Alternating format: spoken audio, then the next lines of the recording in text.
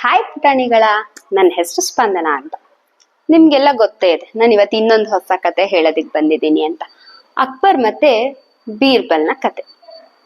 ಏನಿದು ಅಕ್ಬರ್ ಮತ್ತೆ ಬೀರ್ಬಲ್ನ ಕತೆ? ಹೊಸದಾಗಿ ಯಾವ ಕತೆ ಅಂತ ಯೋಚಿಸ್ತಿದ್ದೀರಾ? ಹಾಗಾದ್ರೆ ಪೂರ್ತಿ ವಿಡಿಯೋನ ನೋಡಿ. ಅಕ್ಬರ್ನ ಆಸ್ಥಾನದಲ್ಲಿ ಒಮ್ಮೆ ಸಭೆ ನಡೀತಿರತ್ತೆ. ಸಭೆ ನಡೀತಿರ್ಬೇಕಾದ್ರೆ ಅಕ್ಬರ್ನ ಪ್ರಾಣ ಸ್ನೇಹಿತ ಆದಂತ ಸಲೀಂ ಖಾನ್ ಅನ್ನೋರು ಬರ್ತಾರೆ. ಯಾರಿದು ಸಲೀಂ ಖಾನ್? 7 ಸಮುದ್ರಗಳಲ್ಲೂ ಅವ್ರ ಹೆಸರು ತುಂಬಾ ಪ್ರಸಿದ್ಧಿಯಾಗಿರುತ್ತೆ ವ್ಯಾಪಾರದಿಂದ.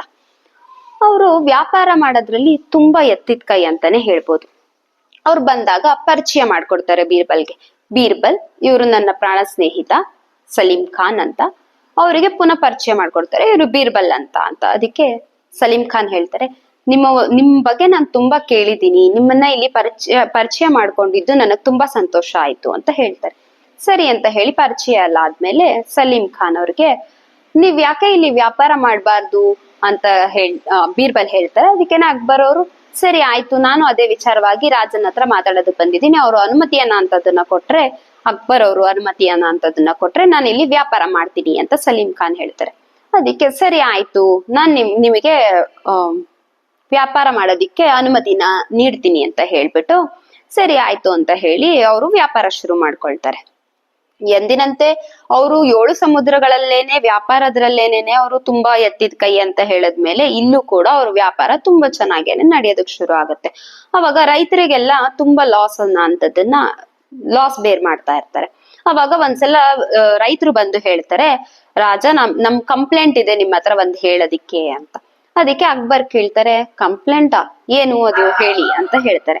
ಅದಕ್ಕೇನೆ ಸರಿ ಆಯ್ತು ಅಂತ ಹೇಳ್ಬಿಟ್ಟು ರೈತರು ಎಲ್ಲರೂ ಅವರ ಫ್ರೆಂಡ್ ಆದಂತ ಸಲೀಂ ಖಾನ್ ಮೇಲೆ ದೂರ್ನ ಒಪ್ಸೋದಕ್ಕೆ ಶುರು ಮಾಡ್ತಾರೆ. ಈ ತರ ಅವರು ವ್ಯಾಪಾರ ಶುರು ಮಾಡಿದ್ರಿಂದ ನಮಗೆ ಅವರು ಕಳಪೆ ಆದಂತ ಒಂದು ವಸ್ತುಗಳನ್ನ ಕೊಡ್ತಾ ಇದ್ದಾರೆ, ಅವರ ವ್ಯಾಪಾರದಲ್ಲಿ ಒಂದು ನಿಷ್ಠೆಯನ್ನ ಅಂತದ್ದು ಇಲ್ಲ ಅಂತ ಹೇಳ್ತಾರೆ. ಅದಕ್ಕೇನೆ ನನ್ನ ಸ್ನೇಹಿತ ಹಾಗ್ ಮಾಡೋದ? ಖಂಡಿತವಾಗ್ಲೂ ಇಲ್ಲ ಅಂತ ಹೇಳಿ ಅವಾಗ ಅವರು, ಇಲ್ಲ ಇವರು ಸುಳ್ಳು ಹೇಳ್ತಾ ಇದಾರ ರೈತರುಗಳು, ಇವ್ರನ್ನೆಲ್ಲ ಬಂಧಿಸಿ ಅಂತ ಹೇಳ್ಬಿಟ್ಟು ಅವ್ರನ್ನೆಲ್ಲ ಸೆರೆಮನೆಗೆ ಬಂಧಿಸೋದಿಕ್ಕೆ ಮಂತ್ರಿಗಳಿಗೆ ಅನುಮತಿ ನೀಡ್ತಾರೆ. ಅವಾಗ ಸರಿ ಅಂತ ಹೇಳ್ಬಿಟ್ಟು ಅವ್ರನ್ನೆಲ್ಲ ಬಂಧಿಸ್ತಾರೆ. ಆಮೇಲೆ ಬೀರ್ಬಲ್ ಅವರು ಇನ್ನು ಯೋಚನೆ ಮಾಡ್ತಾ ಇರ್ತಾರೆ, ಯಾರ್ದು ಸರಿ ಯಾರ್ದು ತಪ್ಪು ಅಂತ. ಅವರಲ್ಲಿ ಉತ್ತರ ಏನನ್ನು ಕೊಟ್ಟಿರೋದಿಲ್ಲ.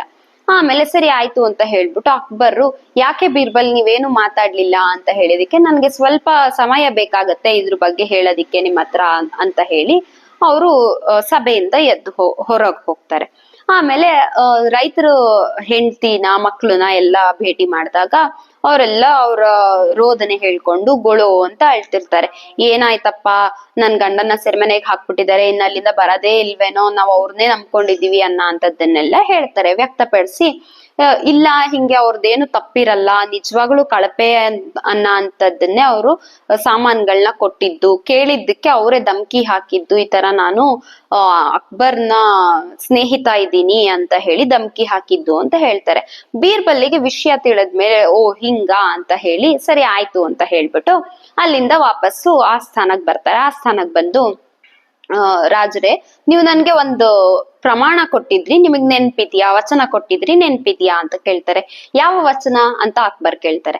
ಅದಕ್ಕೆ ಬೀರ್ಬಲ್ ಹೇಳ್ತಾರೆ, ನಾನು ಏನೇ ಕೇಳಿದ್ರು ನೀವ್ ಯಾವಾಗ್ಲೂನುವೆ ಇಲ್ಲ ಅಂತ ಹೇಳ್ದೆ, ನೀವ್ ಅದನ್ನ ಈಡೇರಿಸ್ಕೊಡ್ತೀರಾ ಅನ್ನೋ ವಚನ ಕೊಟ್ಟಿರ್ತೀರಾ, ನೆನ್ಪಿದ್ಯಾ ಅಂತ ಕೇಳ್ತಾರೆ. ಅದಕ್ಕೆ ಅಕ್ಬರು, ಖಂಡಿತ ನೆನ್ಪಿದೆ ಅಂತ ಹೇಳ್ತಾರೆ. ಅದಕ್ಕೆ ಬೀರ್ಬಲ್ ಹೇಳ್ತಾರೆ, ಹಾಗಾದ್ರೆ ಸ್ವಲ್ಪ ಹೊತ್ತು ನಾನು ನಿಮ್ಮ ಆಸ್ಥಾನದ ಮೇಲೆ, ಅಂದ್ರೆ ರಾಜನ ಸೀಟ್ ಏನಿರುತ್ತೆ ಅಲ್ಲಿ ನಾನ್ ಕೂತ್ಕೋತೀನಿ, ಮಂತ್ರಿ ಸೀಟ್ ಅಲ್ಲಿ ಏನಿರುತ್ತೆ ಅಲ್ಲಿ ಬಂದು ನೀವು ಕೂರ್ಬೇಕು ಅಂತ ಹೇಳ್ತಾರೆ. ಅದಕ್ಕೆ ಸರಿ ಆಯ್ತು ಅಂತ ಹೇಳಿ ಅಕ್ಬರ್ ಒಪ್ಕೊಂಡು, ನನ್ನ ವಚನ ಏನ್ ಕೊಟ್ಟಿದ್ದೆ ಅದನ್ನ ನಾನು ಉಳಿಸ್ಕೋತೀನಿ ಅಂತ ಹೇಳ್ಬಿಟ್ಟು ಸ್ವಲ್ಪ ಹೊತ್ತು ಹೋಗಿ ಅಲ್ಲಿ ಕೂತ್ಕೋತಾರೆ. ರಾಜನ ಪಟ್ಟಕ್ಕೆ ಬಂದ ತಕ್ಷಣ ಬೀರ್ಬಲ್ಲು ರೈತರನ್ನು ಕರೆಸಿ ಮತ್ತೆ ಸಲೀಂ ಖಾನ್ ಅನ್ನೋನ್ನ ಜೋರಾಗಿ ಕರೆ ತನ್ನಿ ಅಂತ ಹೇಳ್ತಾರೆ. ಅಂದ್ರೆ ಎಳ್ಕೊಂಡ್ ಬನ್ನಿ ಅಂತ ಹೇಳ್ತಾರೆ. ಎಳ್ಕೊಂಡ್ ಬನ್ನಿ ಅಂತ ಹೇಳಿದ ತಕ್ಷಣ ಅವನ್ಗೆ ಅದೊಂಥರ ಮುಜುಗರದ ಸಿಚುಯೇಷನ್ ಆಗಿರತ್ತೆ. ಅಯ್ಯೋ ಏನಪ್ಪಾ ರಾಜನ ಫ್ರೆಂಡ್ ಆಗಿ ನನ್ನನ್ನೇ ಹಿಂಗೆ ಎಳ್ಕೊಂಡ್ ಬರ್ತಿದಾರಲ್ಲ ಅಂತ ಹೇಳಿ, ಸರಿ ಆಯ್ತು ಅಂತ ಹೇಳ್ಬಿಟ್ಟು ಕರ್ಕೊಂಡ್ ಬಂದ್ಮೇಲೆ ರೈತರಿಗೆ ನಿಜವಾಗ್ಲೂ ನೀವ್ ಏನ್ ನಡೀತು ಅನ್ನೋದನ್ನ ಹೇಳಿ ಅಂತ ಬೀರ್ಬಲ್ಲು ಆಸ್ಥಾನದಲ್ಲಿ ರಾಜನ ಸೀಟಲ್ಲಿ ಕೂತಿದ್ದಾಗ ಒಂದ್ ರೀತಿಯ ಗರ್ವದಿಂದ ಕೇಳ್ತಾನೆ. ಅದಕ್ಕೇನೆ ಅವರು ಇರೋ ನಿಜಾನ ಹೇಳ್ತಾರೆ. ಅವರು ಹೆದರ್ಕೊಂಡು ಇರೋ ನಿಜ ಎಲ್ಲಾನು ಹೇಳ್ತಾರೆ. ನಿಜವಾಗ್ಲೂ ಅವರು ಕಳಪೆ ವಸ್ತುನೇ ನಮ್ಗ್ ಕೊಟ್ಟಿದ್ದು, ಆದ್ರೆ ಇವಾಗ ನಾವು ಕೇಳಿದ್ದಕ್ಕೆ ಧಮ್ಕಿ ಹಾಕಿದ್ರು ನಮ್ಗೇನೆ, ನಾನು ರಾಜನ್ ಸ್ನೇಹಿತ ಇದೀನಿ ಗೊತ್ತಾ ಅಂತ ಹೇಳಿ. ಈಗ ನೋಡಿದ್ರೆ ಅವರು ನಿಜ ಒಪ್ಕೊಳ್ಳೋದಿಕ್ಕೆ ರೆಡಿ ಆಗ್ತಾ ಇಲ್ಲ ಅಂತ. ಅದಕ್ಕೆ ಯೋಚನೆ ಮಾಡಿ ಸರಿ ಆಯ್ತು ಇವಾಗ ನೀನು ಹೇಳು ಅಂತ ಹೇಳಿದಿಕ್ಕೆ, ಇಲ್ಲ ಇವರೆಲ್ಲ ಸುಳ್ಳು ಹೇಳ್ತಿದ್ದಾರೆ.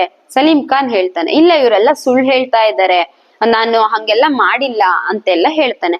ಆಮೇಲಿಂದ ಇಲ್ಲ ನಿಜ ಏನು ಅನ್ನೋದ್ ನನಗ್ ಗೊತ್ತು, ಈಗ ನೀನ್ ನಿಜ ಒಪ್ಕೊಂಡ್ರೆ ನಾನ್ ರಾಜನ್ ಸೀಟಲ್ಲಿ ಕೂತಿರೋದ್ರಿಂದ ನಾನು ಏನ್ ಶಿಕ್ಷೆ ಬೇಕಾದ್ರೂ ಕೊಡ್ಬೋದು ನಿನ್ಗೆ, ನಾನ್ ಜೀವಾವಧಿ ಶಿಕ್ಷೆನ್ ಕೊಡ್ತೀನಿ ನಿನ್ಗೆ ಅಂದ ತಕ್ಷಣ ರಾಜನ ಸ್ನೇಹಿತನಿಗೆ ಒಂಥರ ಭಯ ಶುರು ಆಗ್ಬಿಡುತ್ತೆ, ಎಲ್ಲಿ ನನ್ನನ್ನ ಎಂತ ಸಾವಿಗೆ ದೂಡ್ ಬಿಡ್ತಾರೆ ಅಂತ. ಅದಕ್ಕೆ ಸರಿ ಆಯ್ತು ಅಂತ ಹೇಳ್ಬಿಟ್ಟು ನಿಜ ಒಪ್ಕೊಂಡ್ಬಿಡ್ತಾನೆ. ಹೌದು ನಾನೇ ಅವರಿಗೆ ಕಳಪೆ ವಸ್ತುಗಳನ್ನ ಕೊಟ್ಟಿದ್ದು ರೈತರಿಗೆ, ಇದೊಂದು ಸಲ ನನ್ನನ್ನ ಕ್ಷಮಿಸ್ಬಿಡಿ ಅಂತ ಅನ್ಬಿಟ್ಟು ಕೇಳ್ಕೊಂಡ ತಕ್ಷಣ ಅವನಿಗೆ ಒಂಥರ ಅನ್ಸೋದಕ್ ಶುರು ಆಗತ್ತೆ.